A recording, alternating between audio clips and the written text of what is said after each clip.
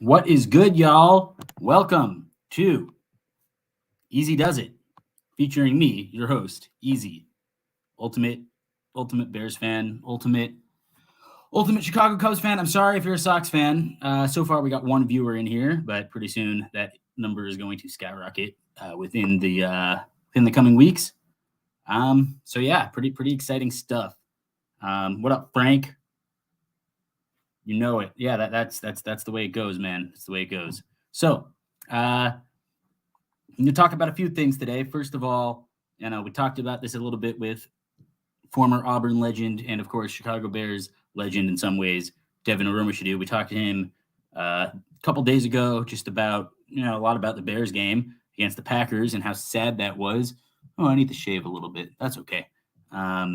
Anyhow, please, Frank, if you got anyone who wants to watch this, wants to engage with the biggest Chicago Bears idiot that they know, that'd be great. Oh, what's up? We got 2 viewers now. Okay, we could roll with this.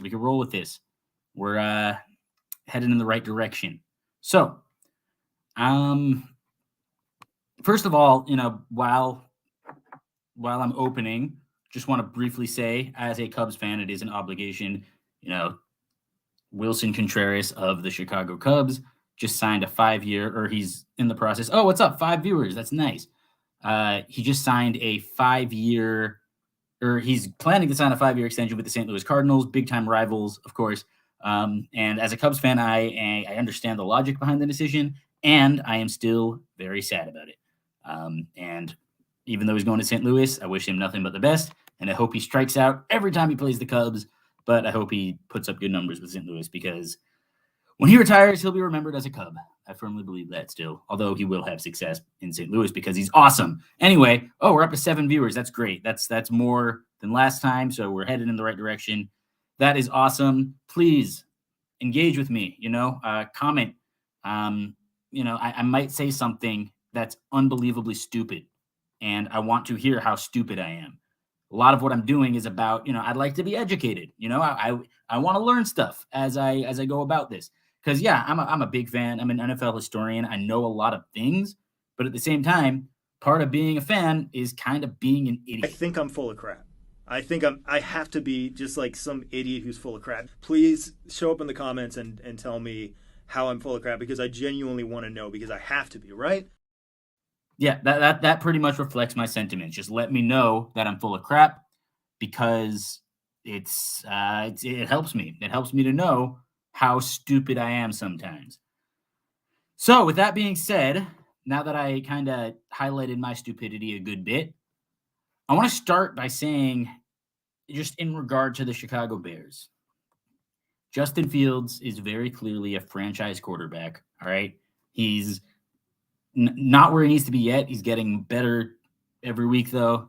One could argue it was his best passing performance this past week against Green Bay. Definitely a budding star. Just like I hate the expression, he's really coming into his own. I feel like that's one of those colloquialisms that we say a lot, although we don't really know what it means. But yeah, I think he's becoming like his own version of an NFL star. Like he's kind of figuring out how to play within his own rhythm, and that's awesome to see. I haven't seen anything quite like that from a Chicago quarterback. Not since Bobby Douglas, when I was like negative 26 years old. And he wasn't particularly good, I know, but he was probably fun. Anyway, that's not the point. So yeah, I love Justin. I think he's a great quarterback, or a good quarterback. I wouldn't say he's great yet. There's very few great quarterbacks in the NFL right now. However, he is very good, and he absolutely has the potential for greatness. And that doesn't mean he's above criticism. And because he plays the position of quarterback, I know football is a team sport. I understand that. I fully understand that. But the quarterback is the most important position. And since he's a young, up-and-coming superstar, he is not above criticism. And 2 things can be true at the same time. And based on our conversation, Chris, I will get to that in a minute. Thank you. That's a good question. But yes, 2 things can be true at the same time. And this is something we talked about with Devin Aromashodu on the last podcast. Fields Equanimeous St. Brown definitely ran a bad route on that first Justin Fields interception. And Justin Fields made a poor decision to throw the ball to him. Okay? To partially answer your question, Christopher, I think Chase Claypool, I think he's been very good. I think in the Green Bay game, like the Bears were kind of getting a drive going in the middle of the second quarter, and he made a nice catch for a first down, and then he fumbled on the hit because he kind of got hurt on the hit, went down awkwardly. I still think he was down by contact. I think it was kind of silly that, and here I'll put the comment up so people see what I'm talking about. I think it was kind of silly that they didn't overturn the call because it really kind of clearly looked like his elbow was down, but they did overturn it, or they did not overturn it. They stood with the call on the field.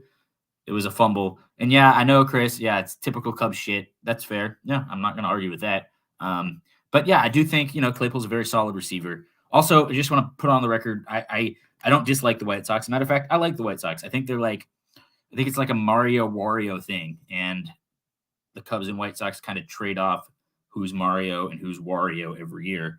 Although in recent years, we've all just kind of been Waluigi. That makes sense, trust me. But anyhow, even if it only makes sense in my head. Anyway, though, but back to, I do want to talk about the situation again. You'll notice my ADHD brain likes to bounce around to many topics. So, Fields made an objectively poor decision on his first interception. And there are multiple reasons why it was a poor decision. First being, he had Pettis, he had Kmet, and he had Montgomery open for medium gains for checkdowns. That's the number one thing. The second thing, like Green Bay at that point, they were playing a pretty clear cover 3 zone, and they were opening, there was just like they were begging Fields to throw short. Like they were daring him to check it down. They were kind of banking on Justin Fields making a mistake. Let's see what Frank O'Dowd says. Damn it, EQ needs to run about better route, make DB think, and move towards the ball. Dude had a good game, but that was awful. It's like he ran in cement. Yeah, it absolutely needs to run a better route. And at the same time, that's not a situation where you want to be throwing an intermediate route on Jair Alexander. Jair Alexander got burned twice in that game because he was cheating on those short routes. And so the Bears go with a 12-yard dig. I don't actually hate the play call because I don't hate the play call if the plan is to check it down, because then you got Equanimeous like cutting in front of the defenders and Montgomery one-on-one with a linebacker, or Kmet in the flat, or Dante Pettis in the flat. I don't hate that. I really do not hate that. But the reason is situational football. This is how Bill Belichick has become Bill Belichick. And I know some people might argue the game is past Belichick by at this point. But situational football it's so crucial to be aware of the situation you're in. And it's more complex than people think. So, in that situation, Green Bay was giving up the yards. Take the completion, let 40 seconds tick off the clock, and be satisfied with a 7-8 yard gain, especially because I also think that they snapped it too early because the play clock was at around like 18 or 15 when they snapped it. If they would have snapped it at 2:43 when there was 1 second on the play clock, they could have taken it down before the after the 2-minute 40-second mark, and that could have been the last play before the 2-minute warning. So you dump it off to Montgomery, and then you have a 2nd and 2-ish, 2nd and 3 maybe even 2nd and 5. It's not the end of the world at like the 38-yard line, and you're entering the time when Green Bay is going to have to start using their timeouts. It's clock management. It's something. Look, Andy Reid, all-time great coach. It's something he struggles with, is clock management, because he gets a little bit greedy. And I feel like on that play, Justin Fields was getting a little greedy. The offense in general was getting greedy. And situationally, you don't want to test Jair Alexander in that spot. Now, if you took a deep shot there, throw it, 50-50 ball to Claypool, I actually don't hate that either, because you still got second down to try to get some short yardage, and, you try to get yourselves into a 3rd and short. But in that situation, either run the ball or, check it down, try to get some yards. They were essentially 1 to 2 first downs away from being able to make the Packers burn their timeouts. And honestly, they were probably 1 to 2 first downs away from letting the clock run out themselves and attempting the game-winning field goal. And I know, you don't want to play for a field goal. You want to play aggressive. I understand that line of thinking. Not with this team. No, with this team, you got to beat the Packers, and you don't want Aaron Rodgers to get the ball. You don't want to give it back to him. Throughout the game, even though the Packers were losing 19-10 through 3 quarters, we all knew Green Bay would win because the Bears weren't able to get any pressure on the quarterback. You got to be able to get I said this in my last episode. You got to make him feel some pain, and the Bears were not doing that. The secondary did a decent job in coverage, especially early on in the game, but we're losing in the trenches. We're very much overmatched in the trenches at this point, and that's honestly the story of the season in terms of like the downfall of the Bears is how poor the defensive line has been. We did not expect them to be good. Excuse me. But we expected them to be better than they are. Now, could St. Brown have done more to help his QB? Yes. But that interception was a result of poor situational awareness on behalf of the quarterback and the coaching staff. I hope Eberflus and company make it a priority to correct that. And I said this on the last episode, or the last show, but I'm going to say it again. Fields is very good at being Batman at this point in his career, and he needs to learn how to be Robin. Dumping it off to David Montgomery is never a bad idea. He's usually able to make someone miss in open space. Cole Kmet as well. I don't think he's ever gotten tackled. Like usually they just kind of hug him and hold him in space. I mean, obviously he's gotten tackled before, but like he's not easy to bring down. Get him the ball, or get Pettis. Pettis is a little bit shifty. He's not great, but like he was open in the flat. Yeah, it was an ill-advised throw. That's what I'll say. It was an ill-advised throw. Let's see this. Learning experience from Justin. You would rather he makes these mistakes in a rebuild than a playoff game. Yeah, absolutely. I agree with that. I'd much rather him screw up now than later. Andy Reid always rushes the clock because he wants to get to McDonald's. That's fair. He loves to eat, that guy. But yeah, that's it's a fair assessment. But no, Fields, yeah, like I said, good Batman, not much of a Robin. But not, that's the thing, Frank, is also he's going to learn from this. This is not concerning. Like with Jay Cutler in his first year with the Bears, it was already year 4, and he was making some of these mistakes, some of these situational football mistakes, and just mistakes in regard to not being on the same page with some of his receivers. That's a little bit more concerning. In addition, Mitch Trubisky, a lot of the mistakes he would make were just like cerebral things that I felt like I could have gotten right if I was playing. By the way, I've been told I look like Mitch Trubisky, and I kind of appreciate that. He's a handsome guy. I like Mitch Trubisky. I think he's a very good backup. Actually, I know he's a very good backup, but he's not, there's not a Trubisky episode. But the reason I bring Mitch Trubisky up is because the mistakes he made were red flags. There's nothing that Justin Fields has done this season, not at least since week 3, and even that was dubious, but there really have not been many mistakes that Justin Fields has made this season that are overly concerning for a second-year quarterback. Situational awareness is something that I expect young players to struggle with. That it's just the reality of playing football, especially playing the most cerebral and the most challenging position in football. Arguably the most cerebral position in sports, besides chess master, is I'm so dumb, is quarterback.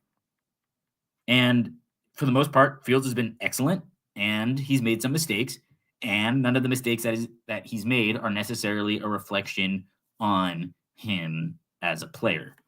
I think if anything, it says that he's willing to try. I like that. If anything, he tends to be more aggressive than he should be sometimes, and I think that's a good thing. You'd rather have to tone him down than have to coach someone who's too timid. And not that it matters, but it's nice.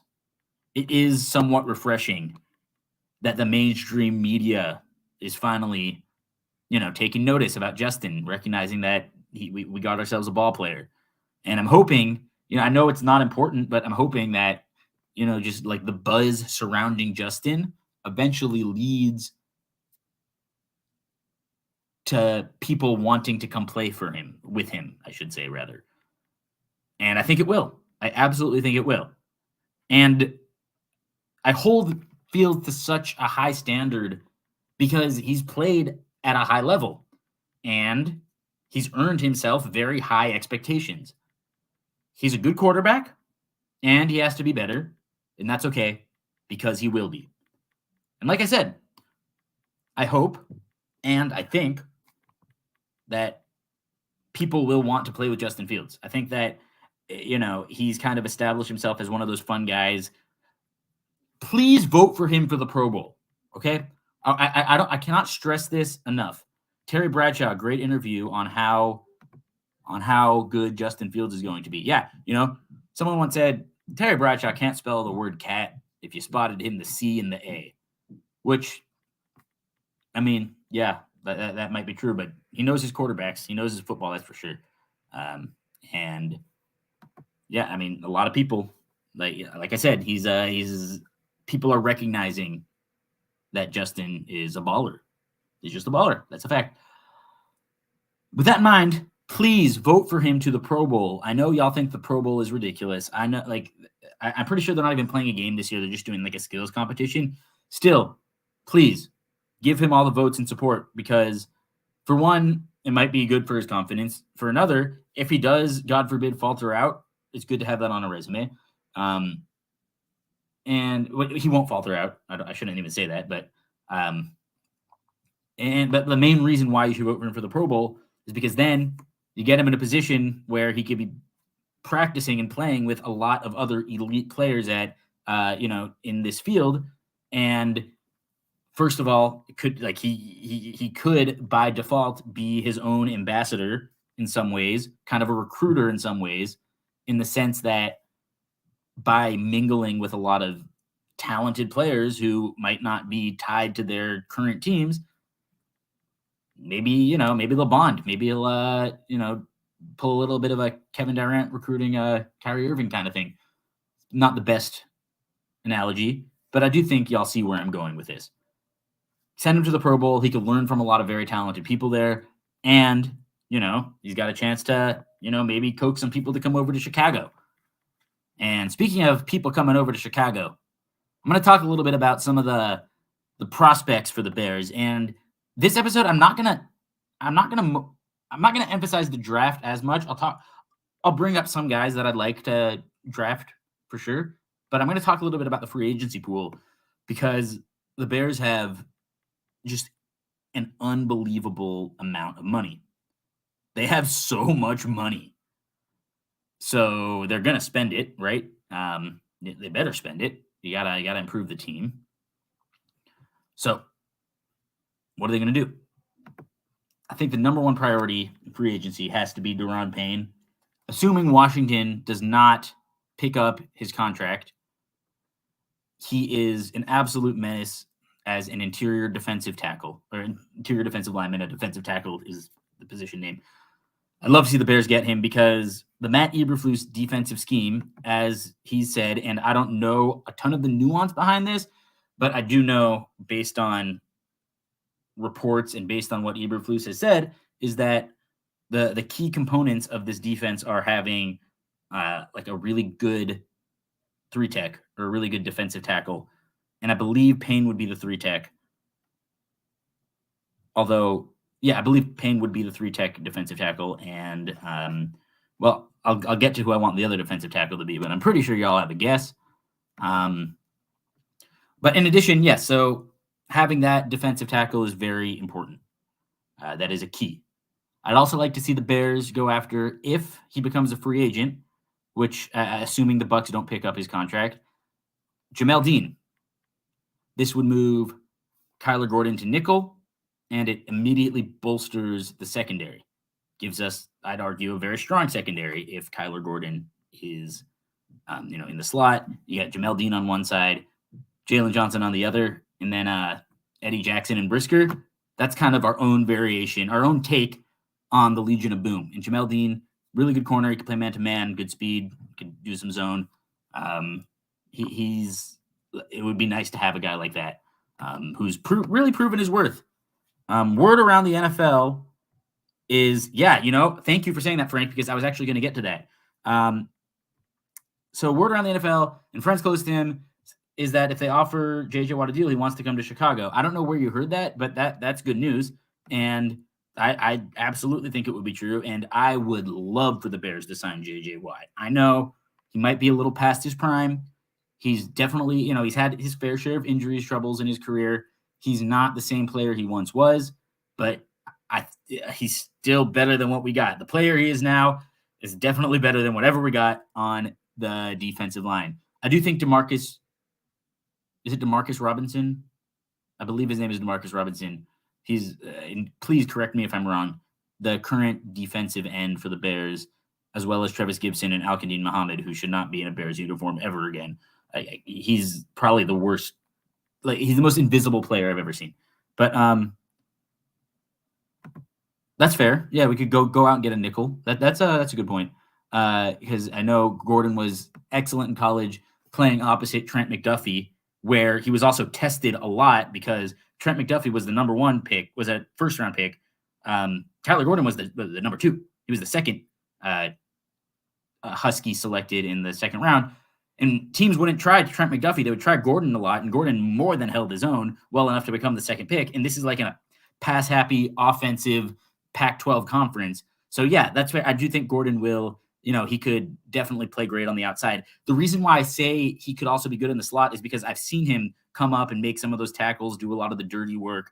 However, that absolutely makes sense. Still, can never hurt to get another really good corner in there, and the Bears absolutely can afford Jamel Dean with their unlimited supply of cap space. It's not unlimited. I know how the cap system works, but even if it's just a 1-year deal where you're getting $30 million, I know that's ridiculous, but it's still, you still have $90 million to spend on all sorts of players in a free agency class that probably won't demand that much.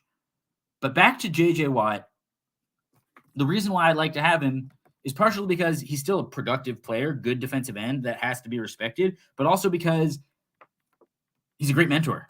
He knows the game really, really well. I'm sure he could work with Trevis Gibson a little bit. I'm sure, I feel like having him on the team is in some ways kind of like having another coach, someone who, knows the game very, very well, someone who could bring out the best in a lot of his teammates. You have to remember, in J.J. Watt's prime, he was the reason why the Texans made playoffs on numerous occasions, because those teams, they didn't have really any talent at quarterback at all. Matt Schaub was okay for a little while, but there was times when it was Brock Osweiler, and there were times where it was TJ Yates. So I'm just saying, J.J. Watt, I think he'd look awesome in a Bears uniform. Trevis Gibson would have to give up his number 99. He could go back to number 15, which he wore in college at Tulsa. And look, I still like Trevis Gibson, and I think he's still under contract for a year. I'm really hoping, I was hoping for him to really take that next step up this year, but he just hasn't done it. But maybe, adding someone like Watt would help. And the thing is, the reason we get Watt isn't I don't envision him as an every down player. It would mostly be to get after the quarterback. Because right now, the big problem for the Bears, I feel like every time there's a 3rd and long, the other team converts it. I know that isn't the reality all the time. But in key 3rd downs, it just feels like they can't get off the damn field. I remember even the Dallas game, which sucked, is the 49-29 game. There was a point where the Bears were down 28-23, and there was a 3rd and 9, and Dak just had 27 years in the pocket to sit back there and throw and find, I believe it was Dalton Schultz over the middle for a first down. Excuse me. But yeah, that is why it should be a priority. Really, the bottom line is the main priority should be pass rush. Another interesting option, Yannick Ngakoue, who he's not had immense success this year. I was just talking on my other podcast, Jew Point Conversion, which you could listen to wherever you get podcasts, Jew Point Conversion. It's fun. I was talking to my buddy who hosts the show with me about he's a big Colts fan, and he was saying Yannick has not been very good for the Colts, but in recent games, he's done a lot better. And he absolutely fits the scheme, and he is better than Al-Quadin Muhammad. and probably better than Robinson is at this point in Robinson's career, although Robinson was drafted as a developmental prospect. So we did not expect him to come in and be productive right from the get-go. So Yannick would be an interesting option. J.J. Watt, I think, would be a great option. Deron Payne, priority number one. Jamel Dean, be really cool. Nice luxury to have 3 really good corners, especially, like we don't know if we're going to pay Jalen Johnson in the future, but it would be nice to make sure we have another really, really good corner in place in case things don't work out with Jalen. Now I want to talk about linebacker. I don't understand the vitriol for Jack Sanborn because there's a lot of Bears fans that really don't like him. I think he's pretty good. He's a good player. Really, he's exceeded every expectation that prospects put on him. There's a reason he was undrafted, and he's still been performing at a pretty high level. He's been making some plays. Yeah, he misses plays here and there too. He's not great in coverage, but he's a Bear. He could absolutely be a special teams player. He at worst, and he's like a solid rundown linebacker, meaning like in run downs, not run down like old, but yeah, on rundowns, absolutely. Like I think Sanborn's a pretty good player. However, I don't think he's awesome, and I would not mind seeing the Bears pay for a linebacker who fits what they're trying to do. And this I have a feeling I'm going to take some heat for this one, but I don't care because I already know I'm an idiot. I would like to see the Bears. Oh, we're at 5 listeners. Cool. I would like to see the Bears make the move for Leighton Vander Esch, who is expected to hit the free agency market. I don't think Dallas can afford to pay for him. He is very, very solid. He good against the run, good enough against the pass, smart player, good play recognition, and if you are drunk enough, he will look like Brian Urlacher. He just they have the same build. They're both pasty as fuck, and Dallas fans like him, and Dallas fans complain a lot. And he's a good player, especially, if you're able to part of the reason why Brian Urlacher was so successful with the Bears is because they had, big guys, and they had Tommy Harris brought out the best in him a lot of the time. And they also had Tank Johnson up there. They had good pass rush, which opened up the lanes for these linebackers, Urlacher and Briggs. I mean, Leighton Vander Esch,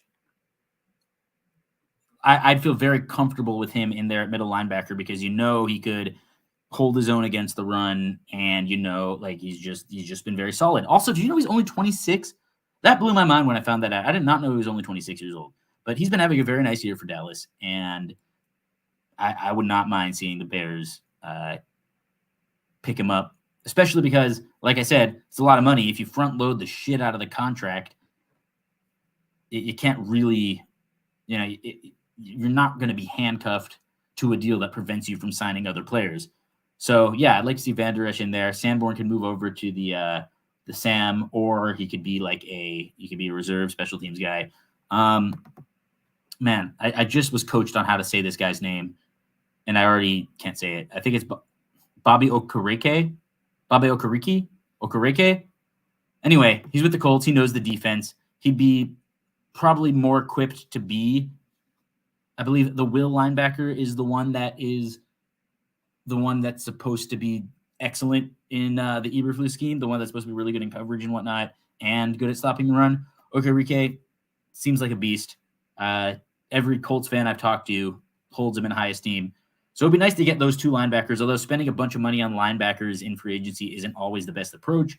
I do think you get Vander Esch for cheaper than Roquan Smith would demand.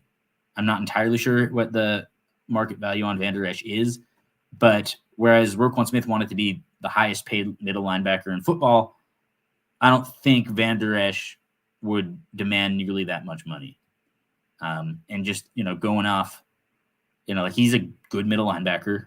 The Bears always have a good middle linebacker when they are successful. Singletary, Urlacher, Butkus, he fits the mold. He absolutely fits the mold. Also, I like if he wore number 54, which is not officially retired, it wouldn't bother me that much. Because, when the Bears need to unretire some numbers. Okay, let me just side rant. This has nothing to do. This has absolutely nothing to do with like the Bears' prowess, the Bears' offseason plans. The Bears need to retire some numbers because right now, number 1 is Fields, number 2 is Santos, 3 retired, 4 is Eddie Jackson, 5 retired, 6 Gordon, 7 is retired, 8 is who's number? Oh, Harry, and then 9 is Brisker. It's like you want some single digits, Like I'd love to see a Chicago Bear wear number 5. It's not 1940. Unretire some numbers. My God, what is up, Anthony? My guy, how you doing, man? Good to have you here because I love your engagement. It's always fun, even if you disagree with what I say. I like your feedback and input. But yeah, retire some numbers, Chicago. But anyway, that's just a side rant. Leighton Vander Esch, I think would look very, very good in a Bears uniform. I think he'd fit right in, and I think he'd definitely help stabilize the Bears defense just in general. But again, like I said, and because we have a bunch of new listeners now, I'm going to go over this again just so we're clear. Daron Payne, like number 1 free agency target should be Daron Payne, assuming it's the open market, because he absolutely fits the mold of this interior defensive lineman that fits this scheme. I also think J.J. Watt, because he's more productive than what we currently have at defensive end, and he's a good mentor. I think Yannick Ngakoue would be an interesting signing, although would not be my number 1 choice, assuming he too hits the open market. Jamel Dean, I'd love to see the Bears go out and get a corner. I know that Kyler Gordon fits into the long-term plans, but never hurts to have depth there, and Dean has been very, very good in his short time with the Tampa Bay Buccaneers. Also, Leighton Vander Esch, like I said, I think he'd be an awesome Chicago Bear. Also Bobby Okereke could play that. Although I have some other interesting thoughts about what to do at linebacker, but I'll get to that in a minute. Also, on the offensive side of the ball, you might be wondering, why have you not mentioned any offensive free agents? Well, it's because the defense is the problem with the team. We love to talk about the offense. We love to talk about Fields and how the protection isn't good enough for him and how we don't have the weapons. The fact is, the offense has not been terrible. As a matter of fact, the offense has been, for the most part, pretty decent. Like, not excellent by any means. I think some of the play calling needs to improve. Getsy needs to sometimes get his head out of it, get his head out of his ass. Although I do think, he's also done some good things. No one's perfect. And it's his first year doing this with the Bears. But the offense, yeah, they need some improvements. But I really think that for the most part, what the Bears have going on offense isn't horrendous. That being said, they need to bolster that offensive line for sure. I think Jack Conklin would be an awesome signing. He was injured, I believe, in 2020. He was with the Titans for a long time, All-Pro. I believe he's on the Browns now, and they don't have a lot of money because they're giving it all to Deshaun Watson. And basically, Jack Conklin, he signed a 3-year deal with them, but I believe he's got an opt-out or something, like some kind of, he could be, it says here on Sport Track, he's a free agent in 2023. So with that in mind, I would love to see the Bears, even if they had to overpay. I agree with everyone except J.J. Watt. That would be a waste of money. He can't stay on the field. He stayed on the field this year. And also, the reason why I don't think it would be a waste of money is because, one, he'd probably take a 1 or 2 year deal because it's towards the end of his career.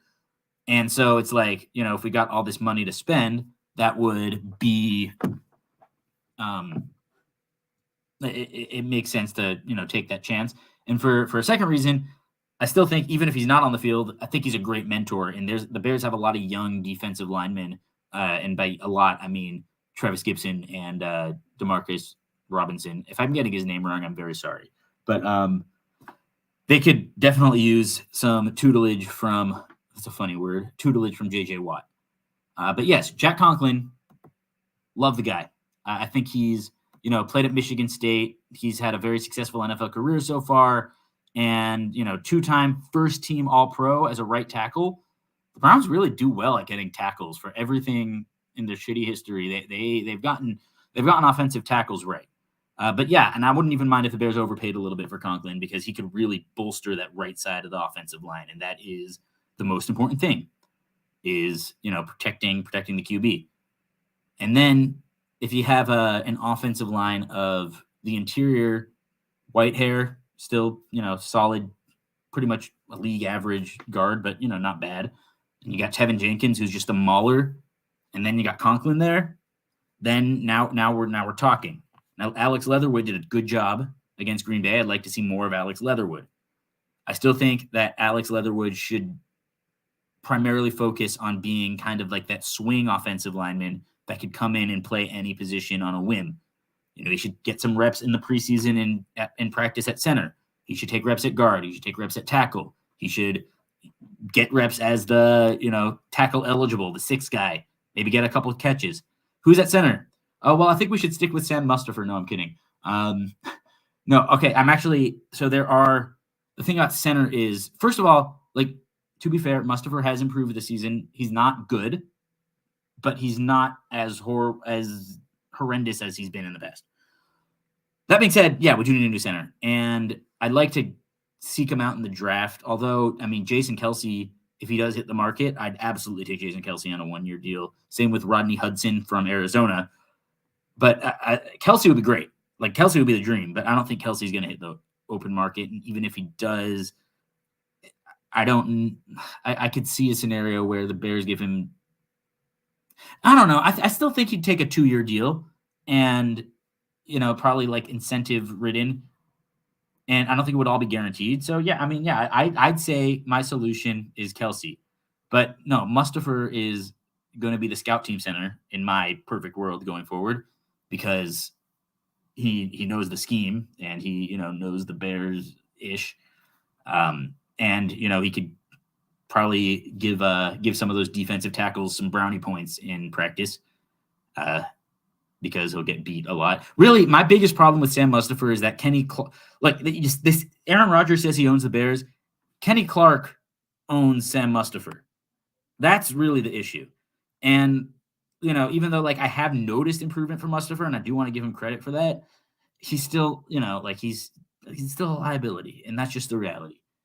That being said, there are also some very intriguing centers in the NFL draft. I'll get to them in a second. I also think that, I just want to add, I'd like to see the Bears get one more tight end, like an Austin Hooper, just to kind of give some assistance to Cole Kmet, because I think Cole Kmet is very, very good, and it will be nice to have another good pass-catching tight end who will just give more of a big body for just one more big body for Fields to look at the goal line. I think Austin Hooper would be nice. But yeah, that's not entirely true, Anthony. Not everyone owns him, but Kenny Clark absolutely does. But no, he's had some – look, if you go back and watch the film, he looks better this year than in years past. However, that doesn't mean he's a good football player. I'm not advocating for him. I'm not saying he should be the starting center by any means. I'm just saying he's not a total he's not a total – I don't want to say that. He's not a total embarrassment anymore. He's a liability, but he's not he's not – anyway, I'm done talking about Sam Mustipher, which is not interesting to me. Let's talk about the draft a little bit. So the number one priority for the Bears should be Jalen Carter. Watch Jalen Carter's highlights, please. After you get done watching my show, go to YouTube and just look up Jalen Carter highlights. He is a monster. He plays aggressive. He is mean. And he is, I don't know if you saw this, but there was a play where he basically, what did he do? He sacked the LSU quarterback, but instead of slamming him on the ground and getting a penalty, he just kind of picked him up and celebrated with the quarterback in his hand. Can you imagine if Jalen Carter did that to Aaron Rodgers? Oh my God, that would just that would be the coolest thing. You haven't seen it this season. Pass rushers. a pass rusher. Well, yes, the number one priority is a pass rusher, and Jalen Carter is one of those defensive tackles who can rush the passer and stop the run very well. And if you have an interior defense of Daron Payne and Jalen Carter, that is a nightmare for offenses to go against. And I am one of those believers that the best way to beat most quarterbacks, especially in the Bears division, Rodgers, who's losing some of his mobility, Kirk Cousins, and Jared Goff, the best way to beat them is by getting pressure in their face. And that is why interior defense. What's up, Scott? I'd love to see the middle of the defense with Carter in front of Sanborn. Yeah, I agree. Although but one second. But I'm sure if he did that with oh yeah, you're right. We would see a lot of flags if he did that with Rodgers. Although, I mean, what are you supposed to do? You can't throw him on the ground. You can't breathe on him. So, but I do see where you're going with that. But yeah, no, I'd love to see the middle of the defense with Carter and Payne right there. Sanborn, maybe. Although, I think Sanborn definitely should be on the team going forward. But I still think I'd love to see the Bears upgrade to Van Der Esch, who is just Micah Parsons gets all the clout in Dallas, but Van Der Esch is really, really solid in all phases. And I know that because I watch a lot of Cowboys games, because for some reason, Fox Sports keeps on showing the fucking Cowboys, even though no one actually likes them anymore. And anyway, sorry, that's just a rant. That's another side rant. But yeah, no, Van Der Esch, pretty solid player. But yeah, no, that's kind of how I envision the defense. You got your two defensive tackles there in Payne and Carter. And then behind them, you got, your linebackers in Sanborn, maybe a 1 year, like a cheap deal for Morrow, but I don't think he'll get much playing time. And then, in the middle, Van Der Esch. And then there's another player I'd like to draft to be that third linebacker, but I'll get to that in a minute. I'm gonna save that for when I start talking about the. I am talking about the prospects. So yeah, no, okay, sorry. Yeah, so there's another player I'd like to see the Bears get, and he's an Alabama linebacker, and his name is Henry To'oto'o. He's I guess he's Hawaiian. I can't pronounce the last name. I think it's To'oto'o. Can't really pronounce his name, but that dude flies all over the field. Good against the run, and definitely someone who I think will be capable of being a plus pass defender as a linebacker. I would love to see the Bears get a guy like that in the draft. A lot of people suggest drafting a receiver. And the reason why I think we absolutely should draft a receiver, but the reason why I think that should be prioritized for later rounds is because, one, I like the Bears. I think we got a good 1A, 1B in Mooney and Claypool. There's a lot of arguments about who's the number one receiver, who's the number two receiver, but they're both good and they're both very different. And I think that matters. Look what Seattle's doing. They got their DK Metcalf and they got their Tyler Lockett, who are very different in style. And Mooney is the Lockett prototype, whereas Claypool is the Metcalf prototype, although he's not quite as strong as Metcalf, because Metcalf is a tank, but I mean, Claypool's still very, very strong.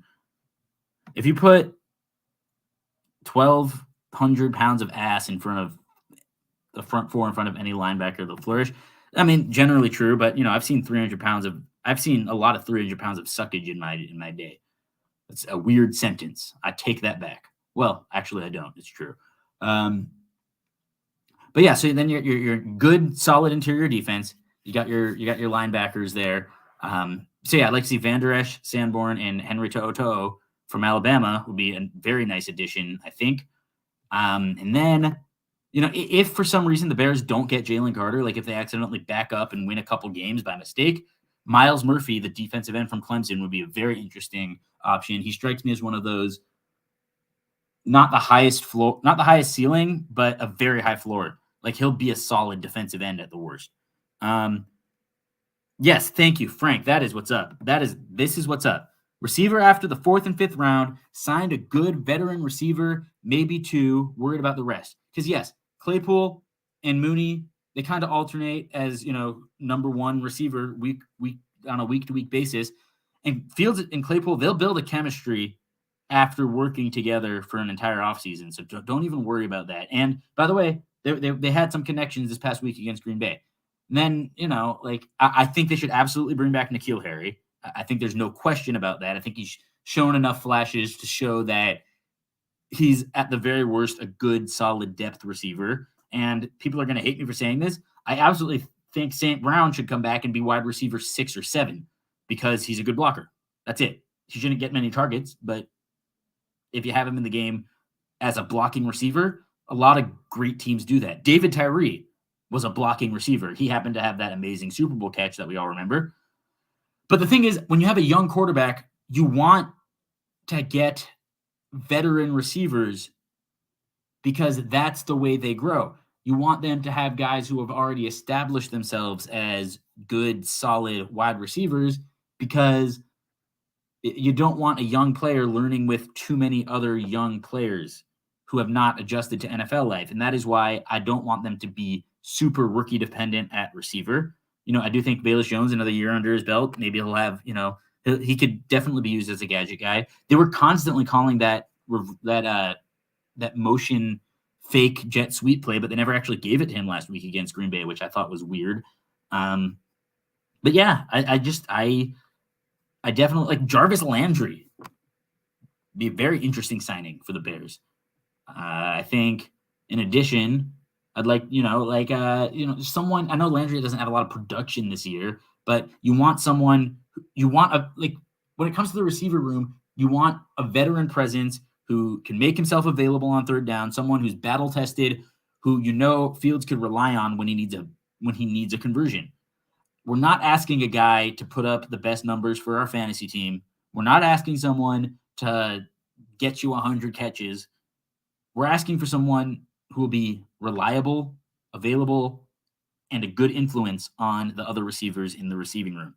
That's why I think Jarvis Landry would be an awesome signing, assuming he hasn't done much with the Saints this year, but they're the Saints, and they're the most boring team in football. I don't know if you've ever watched the Saints. Where does that leave Velvet Jones? That's a great nickname. So our number one receiver is playing on Saturdays. First, okay, let me get to these questions. No, our number one receiver is injured. His name is Darnell Mooney. And our other number one receiver is Chase Claypool. And they're both kind of alternate between who's the number one receiver week after week. Look how the Patriots won all their Super Bowls, okay? Look how New England has done it. And I know Tom Brady's an outlier.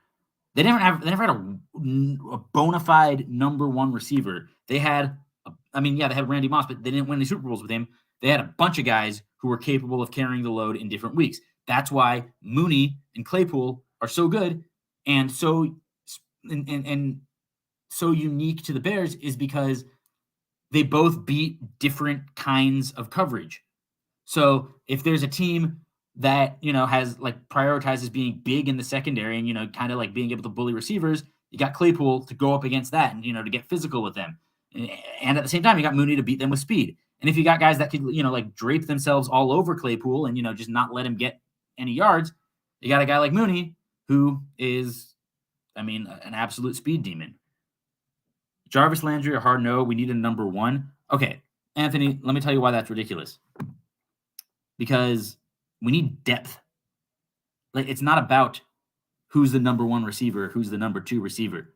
It's about they had a monster offensive line coach and who was able to build up the line in a lot of cases. But also, the key is, I'm saying, the idea of a number one receiver, it gets so convoluted because yes, guys like Calvin Johnson are awesome and Larry Fitzgerald and Jerry Rice is kind of his own thing because San Francisco was a revolutionary football team, but Randy Moss and whatnot, there's a reason these guys they produce, they could help you get to the playoffs, they could give you a chance, but the key is I would rather have a steady assortment of number two receivers than a bona fide number one receiver and a bunch of mid 3-4 guys. What about a gamble on Calvin Ridley? That's funny. I don't know if you meant to make a pun there, but that's hilarious. So good one, Frank. Great Great joke there. But if the Jags cut him, I don't think they're going to cut him, because if they did, yeah, I'd love to have Calvin Ridley. He's a great route runner, good player, but I don't think they're going to end up cutting him. But funny line about the gamble.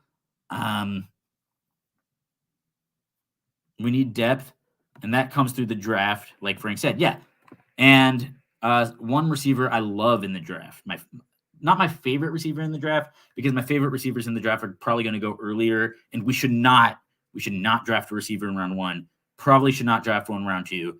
Round 3, I'd understand. And my favorite one is Boston College, Zay Flowers. He is a perfect fit in the modern NFL. He's got that speed. He's got that go up and get it ability. He's not very big, but he's one of those playmakers where you get him the ball in open space and it's just like, look out.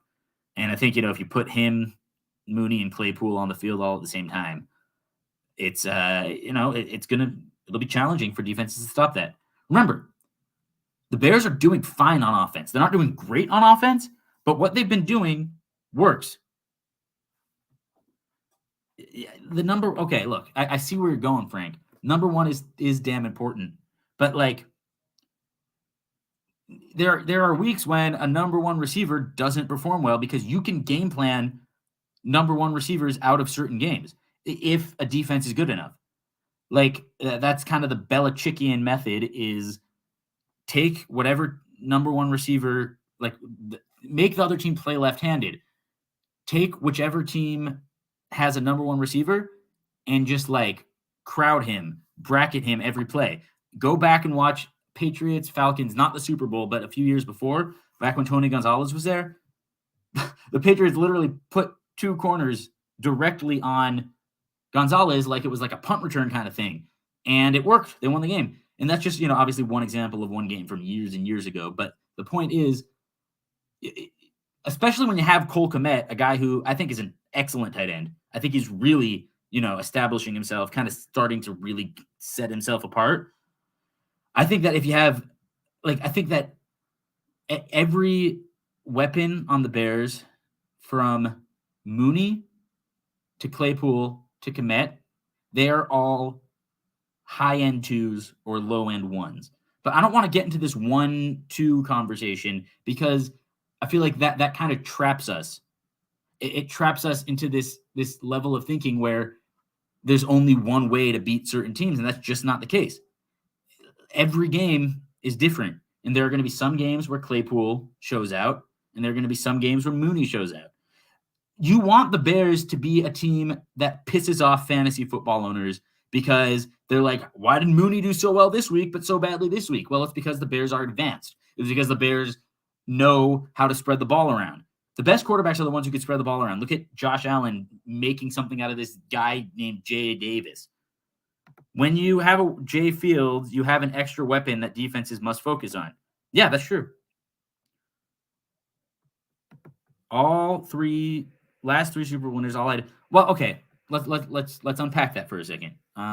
Last season, you had Cooper Kupp and Odell Beckham Jr., both of which that's fair. Yeah, okay, I'll give you that. However, Mike Evans and Godwin are both like really very, very good receivers, but I'm not sure one of them puts up great numbers without the other on the other side. The important thing is a receiving tandem. And I think that that makes sense. Instead of looking at it like a number 1 receiver, a number 2 receiver, we need to look at it as, where does our receiving tandem rank against other receiving tandems? So, yeah, the past couple Super Bowl winners and participants had really, really good receiving tandems. They had Kupp and Beckham, different style players. Kupp could do everything, and Beckham, has had his share of injuries, but he's actually a really tough player, really solid, good in the slot, could play anywhere. And then you got T. Higgins and Jamar Chase. Jamar Chase is just a freak, so he barely even counts. But they got Chase and they got Higgins. But Evans and Claypool are built the same way. And Godwin is a little bigger than Mooney, but they're still kind of similar style. But that's a great tandem right there. In addition, they played the Chiefs, the Chiefs had Tyreek Hill, who is a different I don't even think he's a human being. Mike Evans is a bona fide number one, but he gets taken away. He gets taken out of games by really good corners. Look, like he does not play well against Marcus Lattimore, not at all. And there are good corners who can erase him from the game. And that's when you got to go to Godwin. That's when you got to go to Fournette more, I guess.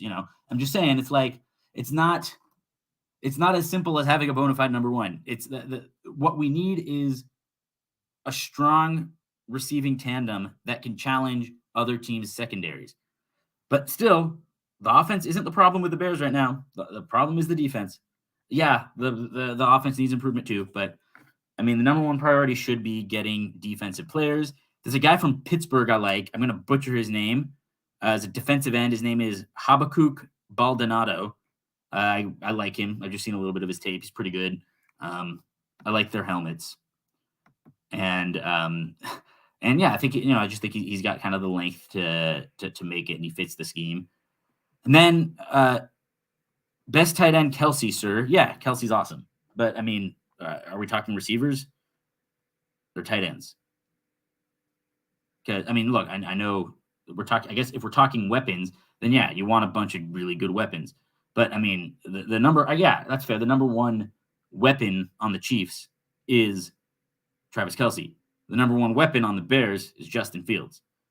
But right now, the priority of the Chicago Bears should be,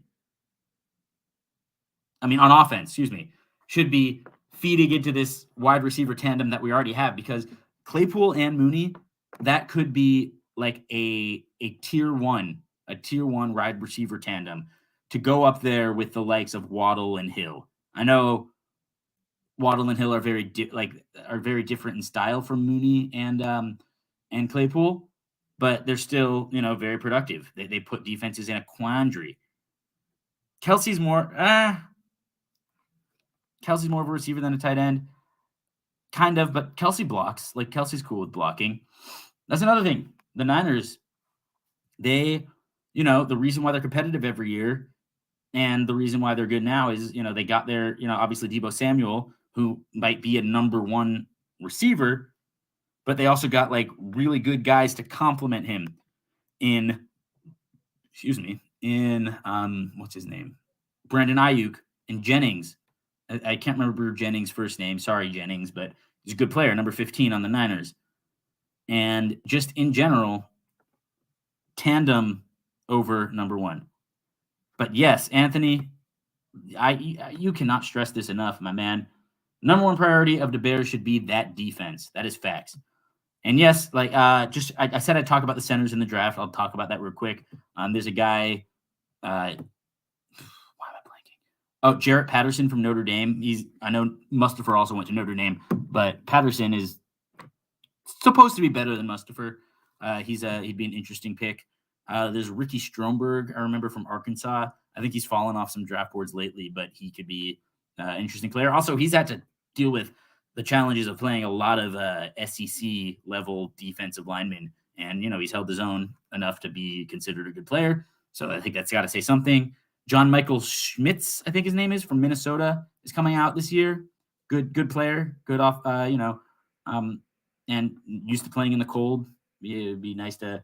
I could definitely see him growing from a gopher to a bear. There's another one. Oh, there's that Georgia one. I'm not going to say that, Frank. I'm not going to say it. I'm not going to say that one because I've been there. I've made that mistake before. What about Barry McCockiner? I'm sorry for saying that. Sorry, Mom, if you're listening. You're not.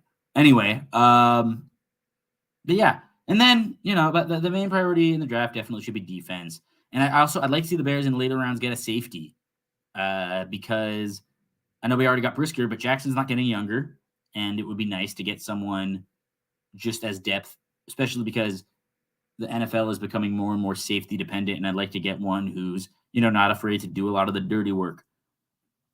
Yes, Smith, I think his name is, from Minnesota, is quite, I think his name is John Michael Smith, or whatever his name is. Yeah, he's pretty good. Good player. All right, now moving on. I've talked about the Bears a lot. I want to do predictions because believe it or not, and I know I'm gonna jinx myself here. But last week, and I have a podcast to prove it. My last episode of Dew Point Conversion, I went 9-4-1 on my picks. I did a pretty good job with my predictions, and so I'd like to share that knowledge with y'all here. So if you're a gambler, listen up. Although I only do money lines, I don't do spreads because I talk about winners and losers. So with that in mind, I'm going to get into my picks for Week 14. The Bears don't play, so it's a nice way to get started. I don't need to pick a Bears game. Even though I already tell you that we're going to lose next week to the Eagles, and it's going to be good because we should not be winning right now. So right now, I have not checked the score of the Raiders game, but I have it on the record that I picked the Raiders. What's the score right now? Does anyone know the score? 13-3, Las Vegas with the lead. So that's pretty much going as expected. Probably a pretty boring game. We got the New York Jets going to Buffalo to play the Bills. Buffalo just lost Von Miller for the season, which sucks. I feel bad for them. I like the Bills. If I had to pick a second favorite team, which fluctuates, the Bills would definitely be up there because Bills Mafia is cool. And Josh Allen went to Wyoming. My grandparents are big Wyoming people. And so I like the Bills a lot. Sucks that they lost Von Miller. I do think that they're going to take care of Mike White and the Jets, though. I'm going to say I'll probably win like 31-17, somewhere in that range. Cincinnati hosting Cleveland. Fun fact, Joe Burrow is 0-4 against the Cleveland Browns. I think he's going to be 1-4. I think that changes.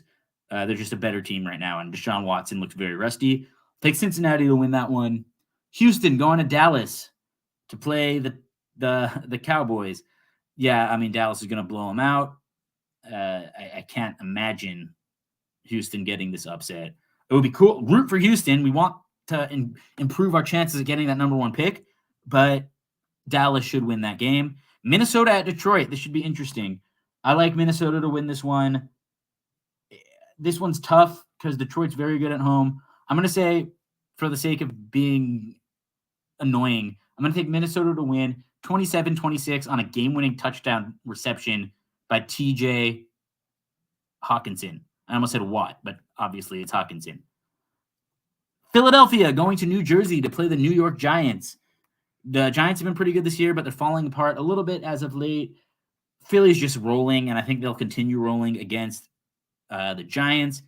I got them winning this one, let's say 30-20. Baltimore going into Pittsburgh with Tyler Huntley at quarterback versus Kenny Pickett. Not the most enthralling quarterback matchup. Pittsburgh's been hot. I want Baltimore to win. I got family in Baltimore. I got family who roots for Baltimore. But I think Pittsburgh is going to find a way in the end because Baltimore's offense is anemic. I'm going to say 20-17. Jacksonville going to Tennessee. I like Tennessee to win. They're going to bounce back after their horrendous showing. Yes, exactly, Anthony. It would be absolute karma, which is a beautiful thing in football. I'm not even going to lie about it. So, yeah, I like Tennessee to beat the Jaguars by 2 touchdowns. I think Derrick Henry will have a nice game. Amazing how Jacksonville just, they had that signature win against the Ravens for Trevor Lawrence, and then they just shat themselves against the Lions. Just brutal. Kansas City going to Denver. I mean, Denver plays Kansas City pretty well, but they're not gonna do it as well this time. I like Kansas City to win this one pretty handily. Let's say 38-22. That might be a lot of points for Kansas City, but I mean, Mahomes is Mahomes. Carolina going into Seattle. 12th man has shown up in a big way this year. Carolina is a shit show. They've really been a shit show ever since they sold the team, or ever since they were sold, I should say. I like Seattle to win by a couple scores. Tampa Bay at San Francisco. This one is probably the toughest game because that Niners defense is insanely good. But you never want to bet against Tim Brady. But I'm going to bet against Tim Brady just this one time because, like I said, and yes, I know I'm calling him Tim Brady. That's his name. So sorry about it. that Niners defense is really good. The Bucs defense is really good. And I think that the Niners weapons will be just enough to carry them to a small win, or not a big win, but like a low scoring win over the Tampa Bay Buccaneers in like the 13-10 range, I honestly think. But I'm going to say Niners win that game. Then I'm going to this game, very excited. And I'm so happy it was flexed to Sunday night so I could watch all the early games and not have to worry about traffic or whatnot. Miami going to Los Angeles to play the Chargers, coming into town. I'm hyped about this one. It's going to be a lot of fun. 2 high-powered offenses. And also, if Miami wears the throwbacks because their new uniforms suck, then we got 2 really good then it's an elite uniform matchup. Not that matters. But yeah, Miami coming to town. Very exciting. I mean, I'm just excited to see Waddle and Hill run all day. But I like Miami to win in a good game because the Chargers always play good games and they always lose at the end. I think this game could be in like the 40-30, like the 40s, 30s range. Should be a lot of scoring, should be a lot of fun. And yeah, I'm just very, very hyped about it. And then lastly, New England going to Arizona to play the Cardinals. I mean, Arizona's really struggling this year. I think Bill Belichick will have an answer for Kyler Murray and company. I like the Patriots to win by like 9-10 points. And there you have it. Those are my predictions. So those are spoilers, by the way. Sorry about it, but I'm going to get every single game right. And I just absolutely spoiled week 14 for you. So I'm sorry. So I think that's probably a pretty good stopping point. Just so you know, the show, we're going to air most likely every Thursday from here on out. And I'm currently, just a little background on myself, I'm finishing up my last semester online at Georgetown University, their sports management master program. The Raiders and Rams are playing tonight, and the Raiders are up by 10. I'm finishing my sports management master's program at Georgetown currently, and that's taking up a lot of my time. However, I finish up this week, and so next week the podcast, when I have a lot of time to pour a lot into it, it should look very, very different. And I think we're going to have a lot of different segments, a lot of fun things going on. So a lot of really cool things happening here. And thank you all so much for watching. And I will leave y'all with a rant. Well, what happened was that second game, we got our ass kicked, or the second half. We just got our ass totally kicked. We couldn't do diddly poo offensively. We couldn't make a first down. We couldn't run the ball. We didn't try to run the ball. We couldn't complete a pass. We sucked. The second half, we sucked. We couldn't stop the run. Every time they got the ball, they went down and got points. We got our ass totally kicked in the second half. That's what it boiled down to. It was a horse performance in the second half. Horse. I'm totally embarrassed and totally ashamed. Coaching did a horrible job. The players did a horrible job. We got our ass kicked in that second half. It sucked. It stunk. Okay. All right. Thanks so much for watching, and I'll see you next week on Easy Does It.